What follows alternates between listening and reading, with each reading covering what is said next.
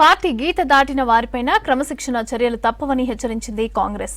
MP Mallu Ravi అధ్యక్షతన జరిగిన disciplinary committee సమావేశంలో కీలక నిర్ణయాలు తీసుకున్నారు. ఇక జిల్లాలో అంతర్గత కుమ్ములాటలు వచ్చిన ఫిర్యాదులను కూడా క్షుణ్ణంగా పరిశీలించిన కమిటీ ఈ నెల 28న ఏం చర్యలు తీసుకోవాలో ఖరారు చేయనుంది. గత బీఆర్ఎస్ పాలనను తీవ్రంగా తప్పుబట్టిన నేతలు కేసీఆర్ చేయని అరాచకాలు లేవు అంటూ విమర్శించారు.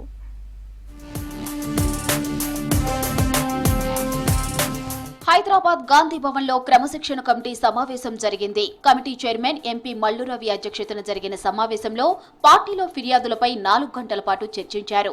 ఏ సమస్యను ఎలా పరిష్కరించాలనే అంశంపై పలు విధి విధానాలు రూపొందించినట్లు కమిటీ సభ్యులు వివరించారు. ప్రస్తుతం కమిటీ ముందు పలు కీలకమైన నియోజకవర్గాల ఫిర్యాదులు ఉన్నట్లు తెలుస్తోంది.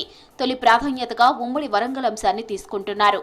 ఉమ్మడి వరంగల్ జిల్లాలో మంత్రి కొండా సురేఖ దంపతులకు వ్యతిరేకంగా పలువురు ఎమ్మెల్యేలు ఫిర్యాదు చేశారు. మరోవైపు అక్కడి ఎమ్మెల్యేలపై కొండా ఫ్యామిలీ రివర్స్ కంప్లైంట్ చేసింది. మంత్రి ఎమ్మెల్యేలు అందులోని కీలక నాయకులు ఉండటంతో ఈ అంశాన్ని సున్నితంగా పరిష్కరించాలని కమిటీ భావిస్తోంది. ఇక సిటీలోని ఖైరతాబాద్ అసెంబ్లీ సెగ్మెంట్లోనూ గ్రూపు రాజకీయాలు తారాస్థాయికి చేరాయి. ఇటీవల జరిగిన ఒక సమావేశంలో నియోజకవర్గ కాంగ్రెస్ నేత విజయారెడ్డి, పార్టీలోకి వచ్చిన ఎమ్మెల్యే దానం నాగేంద్ర మధ్య ఆధిపత్య పోరు కమిటీ దృష్టికి వచ్చింది. ఇక ఆసిఫాబాద్ కాంగ్రెస్ నేత రావి శ్రీనివాసుపై సైతం మంత్రి సీతక్కపై ఒక ఫిర్యాదు అందినట్లు సమాచారం. ఈ 3 అంశాలపై ఏం చేయాలనే దానిపై 28న జరగనున్న సమావేశంలో నిర్ణయం తీసుకుంటామని కమిటీ చైర్మన్ మల్లు రవి చెప్పారు. కాంగ్రెస్ మూల సిద్ధాంతాలకు వ్యతిరేకంగా ఎవరు వ్యవహరించారో వారిపై చర్యలు తీసుకోవాలని క్రమశిక్షణ కమిటీ నిర్ణయించింది. ఇక పార్టీ ఆఫీసుల్లో నిరసన తెలియజేస్తే హుందాగా ఉండాలని క్రమశిక్షణ కమిటీ నిర్ణయం తీసుకుంది. పార్టీ ఆఫీసుల్లో ఎవరికి నచ్చిన రీతిలో వారు నిరసనలు చేస్తామంటే చర్యలు తప్పవని పార్టీ హెచ్చరించింది.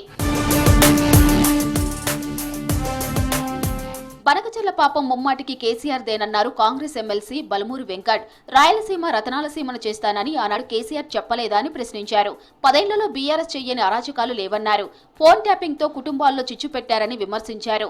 లక్షల కోట్లు అప్పు చేసి రాష్ట్రాన్ని ఆగం చేశారన్నారు బలమూరి వెంకట్.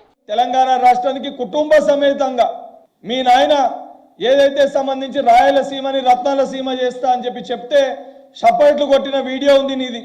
అది నిజం కాదా? తెలంగాణ రాష్ట్రానికి లేనిది ఆంధ్రప్రదేశ్ రాష్ట్ర జగన్మోహన్ రెడ్డికి వాళ్ళకి లేనిది చెప్పి దీనికి పూర్తి రకంగా ఈ యొక్క దానికి ప్రారంభానికి నాంది పలకనీకి మరి ఆ రోజు కేసీఆర్ కారకుడు కాదా?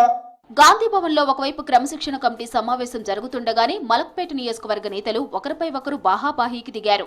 2 వర్గాలుగా విడిపై విమర్శలు చేసుకున్నారు. డీసీసీ నియామకం విషయంలో 2 వర్గాల మధ్య కొద్ది రోజులుగా వార్ నడుస్తోంది.